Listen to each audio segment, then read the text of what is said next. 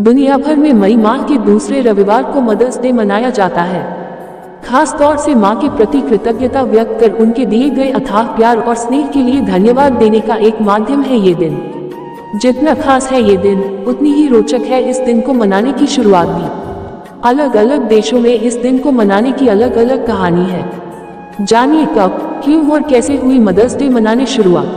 Mother's day ग्राफटन, West Virginia में Anna जॉर्विस द्वारा समस्त माताओं और उनके गौरवमयी मातृत्व के लिए तथा विशेष रूप से पारिवारिक और उनके परस्पर संबंधों को सम्मान देने के लिए आरंभ किया गया था। ये दिवस अब दुनिया के हर कोने में अलग अलग दिनों में मनाया जाता है। इस दिन कई देशों में विशेष अवकाश घोषित किया जाता है। कुछ विद्वानों का दावा है कि मां के प्रति सम्मान यानी मां की पूजा का रिवाज पुराने ग्रीस से आरंभ हुआ है।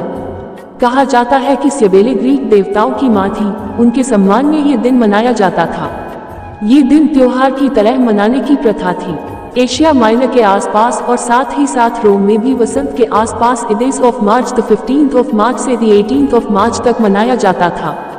यूरोप और ब्रिटेन में मां के प्रति सम्मान दर्शाने की कई परंपराएं प्रचलित हैं। उसी के अंतर्गत एक खास रविवार को मातृत्व और माताओं को सम्मानित किया जाता था, जिसे मदरिंग संडे कहा जाता था।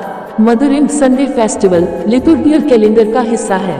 ये कैथोलिक कैलेंडर में लेतारे संडे, लेंट में चौथे रविवार को वर्जिन मेरी और मदर चर्च को सम्मानित करने के लिए मनाया जाता है।